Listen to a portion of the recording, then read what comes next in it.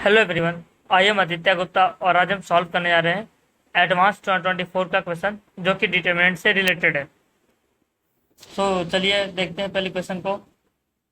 Late S be a set which contain the matrix A and A B C D E belong कर रहे set 0 1 से और determinant of ए जो है belong कर रहा है -1 1 से। देन हमको बताना है कि जो number of element in S हैं वो कितने होंगे। तो solve. Let A belongs to S, हम लेते हैं एक मैट्रिक्स सेट एस से। This implies A equals to 0 1 1 1 A B C D E और ए बी सी डी जो है हमारे बिलोंग कर रहे हैं सेट 0 1 से। नाउ हम फाइंड करेंगे डिटरमिनेंट ऑफ ए। तो determinant of A is 0 1 1 1 A B C D E. So इसको हम रो 1 के करस्पॉन्डिंग एक्सपेंड करेंगे। तो सबसे पहले 0 टाइम्स आएगा हमारा A E minus B D, then -1 times आएगा हमारा E minus D, then C times आएगा हमारा बी माइनस ए। तो लिखते हैं इसको equals to 0 times A E minus B D -1 times E minus D plus C times B minus A. This is equal to D minus E plus c times b minus a. Therefore, determinant of a is d minus e plus c times b minus a. Since जो हमारा determinant of ए है belong कर रहा है -1 1 से, तो पहले हम एज्यूम करते हैं कि डिटरमिनेंट ऑफ ए जो है 1 है। तो case 1, let determinant of 1 is determinant of A is 1। This implies d minus E plus C times B minus A जो हमारा 1 है। ना इसके अंदर भी हम सब केस बना सकते हैं। पहला सब केस क्या होगा कि हमारा डी माइनस ई 0 है and C times B minus A 1 है। तो assume D minus A equals to 1 and C times B minus A equals this is 0।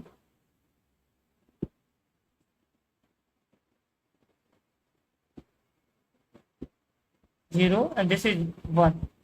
Now तो यहाँ से जो हमारा पहला सब केस बनेगा वो होगा d equals to 0, c equals to b equals to 1 and a is 0। Second होगा d और e को हम 1 लेंगे, c equals to b equals to 1 लेंगे और a इज 0। तो इस केस में हमारा दो पार्ट बनते हैं। नाउ इसके बाद हम क्या करेंगे, एज्यूम इस केस में हम लेंगे d माइनस e को 1 और c टाइम्स b माइनस ए को 0। नाउ यहाँ पे देखते हैं कितने केस बनेंगे। तो तीसरा जो बनेगा हमारा होगा c equals to 1, d equals to 1, a equals to 1, d equals to 1 and d equals to 0। Fourth जो बनेगा हमारा होगा c equals to 1, b equals to a equals to 0, d equals to 1 and d is 0। तो fifth बनेगा होगा हमारा c is 0, b equals to a equals to 0, d is 1 and d is 0। Sixth case c 0, b 1, a 0, d 1, e 0। Seventh case होगा जो उसमें आएगा c 0, b 0, a 1, d 1 and e 0। और eighth और जो हमारा फाइनल केस बनेगा वो होगा उसमें c 0 होगा, b और a हमने 1 लिया है, d 1 और e 0। तो जब हमारा डिटरमिनेंट 1 है तो इसमें हमारे 8 केस बने हैं। टोटल 8 सब पार्ट या 8 केसेस बने हैं। तो उसमें भी हमने पहले d और d माइनस सी को 0 लिया है, c टाइम्स b माइनस ए को 1 लिया है। तो यहाँ पे हमारे पास 2 केस आए हैं।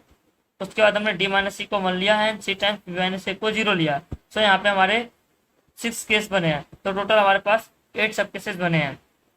नाउ अब केस 2 में हम क्या करेंगे, case 2 let determinant of A हमारा जो है -1 है। This implies c times b minus A plus D minus E जो हमारा 1 है, इसमें हम क्या करते हैं -1 कॉमन लेते हैं।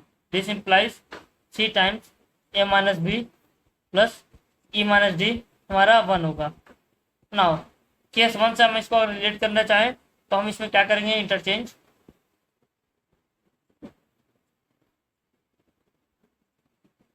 Role of A and B, A और बी का रोल इंटरचेंज करेंगे एंड इंटरचेंज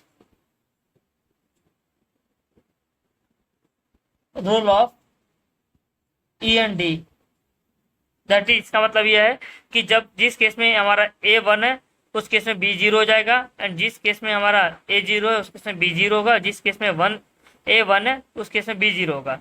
और सिमिलरली ई एंड डी वाले केस में क्या होगा, जब ई हमारा 0 है तो डी तो 0 होगा, ई 1 होगा तो डी हमारा 0 होगा, और जिस केस में हमारा ई 0 होगा उस केस में डी 1 होगा, और जब दोनों इक्वल होंगे तो वो तो केस आएगा ही आएगा। सो इस कंडीशन में हमारे पास टोटल 8 केसेस बनेंगे, 8 सब केसेस बनेंगे। सो